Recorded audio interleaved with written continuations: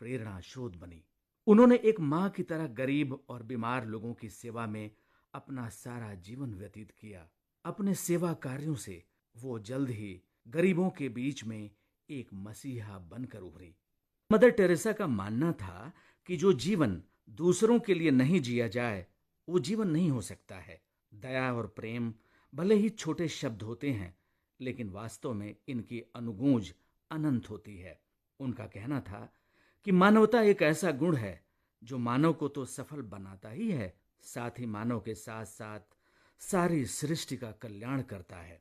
कलकत्ता की गरीब और मलिन बस्तियों के बीच मदर टेरेसा के प्रयासों से हजारों बीमार और मरते हुए लोगों को आश्रय मिला।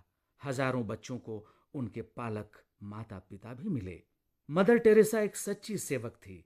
एक बार मदर टेरेसा कुष्ठ रोग से पीड़ित रोगियों के इलाज के लिए कोलकाता में दुकान दुकान जाकर चंदा एकत्र कर रही थी।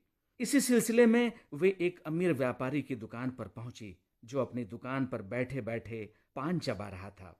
जब मदर टेरेसा ने उस व्यापारी के आगे अपना सीधा हाथ फैलाकर कहा कि कुष्ठ रोग से पीड़ित भाइयों के लिए कुछ देने की कृपा करें, तब उस व्यापारी ने मदर के सीधे हाथ पर पान की पीक थूक दी।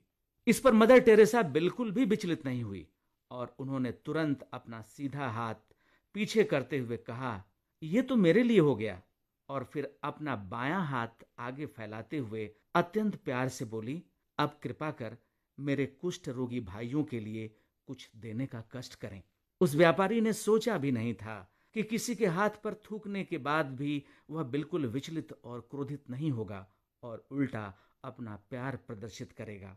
वो तुरंत मदर के चरणों में गिर पड़ा, अपने किए की माफी मांगी और उसके बाद मदर टेरेसा की मदद भी की।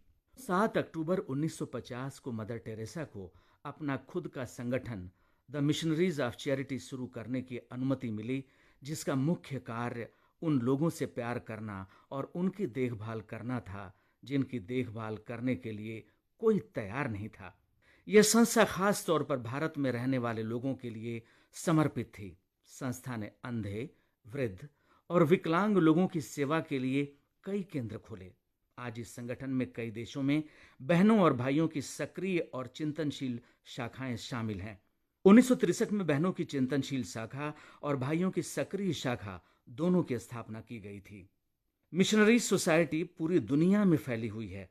वे एशिया, अफ्रीका और लैटिन अमेरिका के कई देशों में सबसे गरीब लोगों को प्रभावी सहायता प्रदान करते हैं और वे बाढ़, महामारी और अकाल जैसी प्राकृतिक आपदाओं के मद्देनजर और शरणार्थियों के लिए राहत कार्य करते हैं। मदर टेरेसा के काम को पूरी दुनिया में मान्यता और प्रशंसा मिली। उन्हें नोबेल शांति पुरस्कार 1979 और टेम्पल्टन और मैग्सेसे पुरस्कार भी मिले। कुष्ठ रोगियों और अनाथों की सेवा में अपनी जिंदगी समर्पित करने वाली मदर टेरेसा को 25 जनवरी 1980 को देश के सर्वोच्च नागरिक सम्मान भारत रत्न से भी सम्मानित किया गया।